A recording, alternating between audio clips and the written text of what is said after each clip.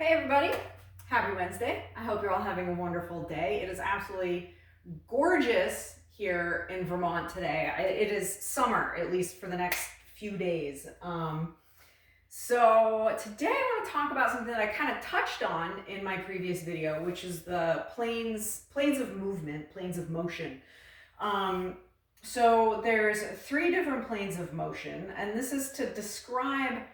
It's basically it's a helpful way to describe movement. And most movement happens, in all 3 planes, or most movement doesn't happen, like natural movement, functional movement doesn't happen in just one plane. Most happens in 2 or all 3. But anyway, so first is the sagittal plane, and that's the one that is most movement that we think of, that like when you're lifting, a lot of that movement is in the sagittal plane, and that's the plane that's like more, kind of in front of us. It's the one that separates the body in half lengthwise, right down the middle, and splits you into your left and your right side. And the 2 major lifts that happen in the sagittal plane are the squat and the deadlift. So those are the 2 that happen mostly in the sagittal plane. Others happen in the sagittal plane, like curls, anything where you're going up and down this way, in front of you, essentially.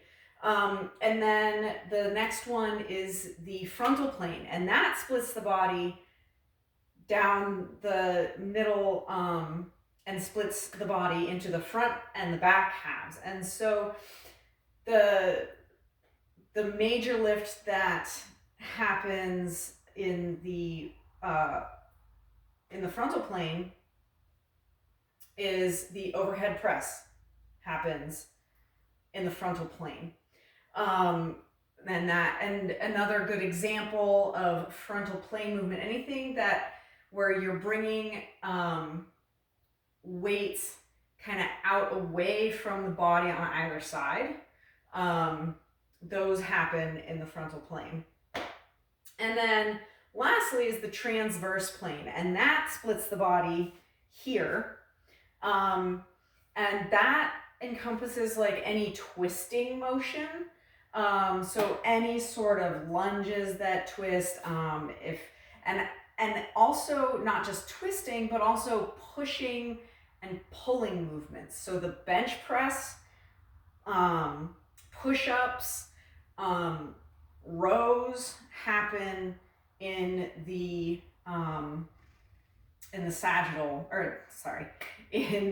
transverse plane. And it's really good to, work all 3 planes of movement in your workouts. Because like I said, most movement is in all 3 planes. You're not moving just in the sagittal, you're not moving just in the frontal. You're going to be doing all 3. Think about when you lift something. A lot of the time, if you're going to like lift something heavy, like a bag of, I'll just, for example, because I do this frequently, lifting a bag of, feed, a grain, 50-pound bag of grain, you're going to twist down, grab it, and pull it up like that.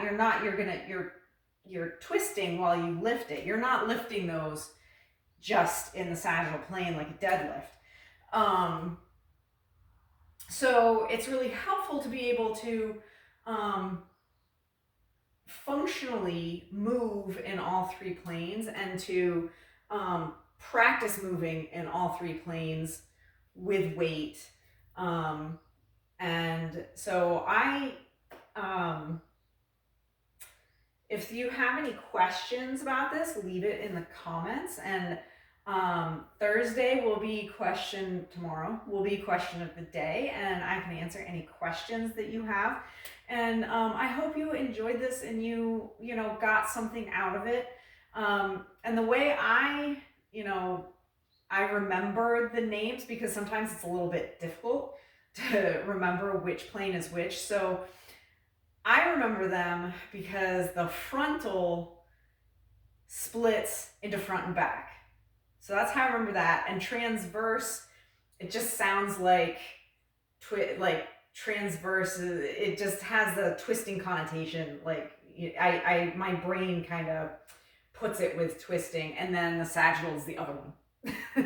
So that's how I remember them.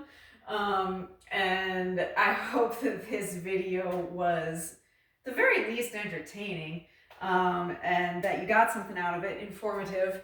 And if you're watching on YouTube, please hit the like button, share it, subscribe. If you're watching on Rumble, hit the Rumble button, share it, follow my channel, and I will be back tomorrow with question of the week. So I will see you all later. And if you're in, Vermont, enjoy the weather. It is summer for a few days.